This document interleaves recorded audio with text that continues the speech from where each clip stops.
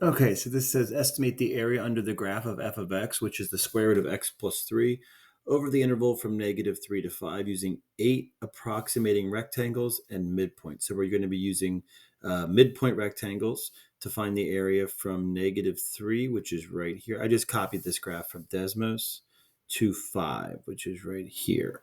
So the first thing I'm going to do is figure out what's the width of each rectangle going to be. So I'm going to take the distance I'm covering, which I'll do by just saying 5 minus -3, we get 8. And if I divide by the number of 8 rectangles I'm using, it's obvious here, but for other examples it might not be. Each rectangle is going to have a width of 1. So one rectangle is going to go from -3 to -2. One's going to go from -2 to -1, 1 to 0, 0 to 1, 1 to 2, 2 to 3, 3 to 4, and 4 to 5. Okay, so the first rectangle, let me see if I can just draw these. Might make things a little easier. Is going to go from here to here, and its midpoint is going to hit the graph. So like that. So then we have the midpoint hitting the graph right there. Let me do the rest of these real quick, just to show you what we're doing. They're not going to be perfect, but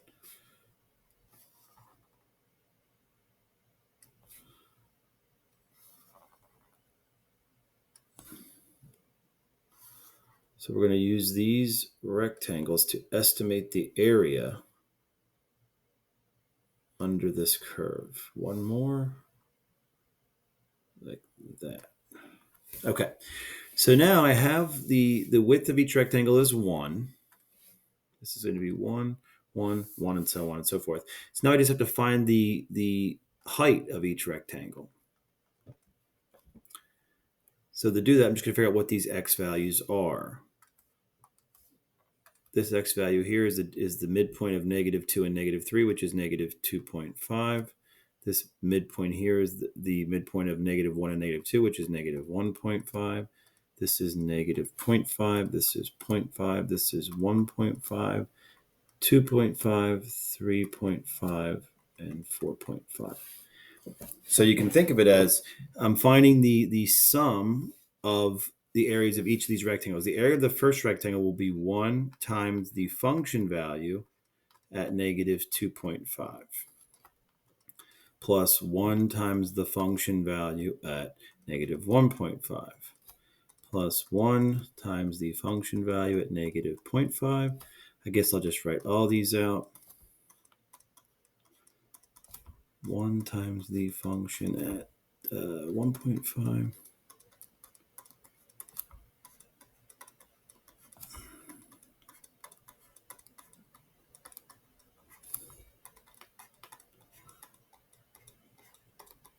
So now it's a matter of just finding each of these values.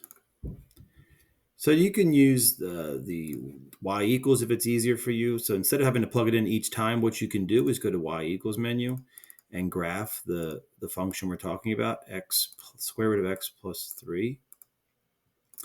Zoom standard should work. And then when you hit trace, you can plug in individual values. So I could say -2.5.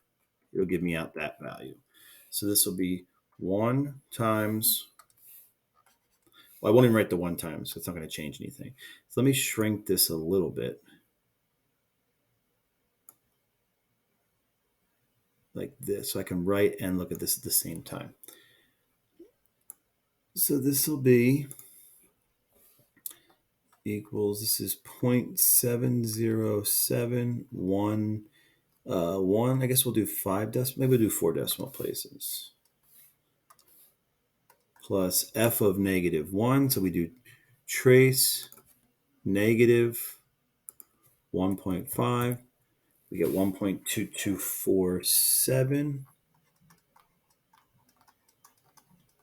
Plus, I'm going to pause the video and then just fill in the rest of these so you don't have to sit and watch me do all these. Okay, so I have all the values written down here. So now it's a matter, whoops, I want to select all of them. I can't. But now it's a matter of just adding up all of these individual values. So let's shrink that again, and I'll do them one at a time. Get out of this, and I'll do 0.7071 plus.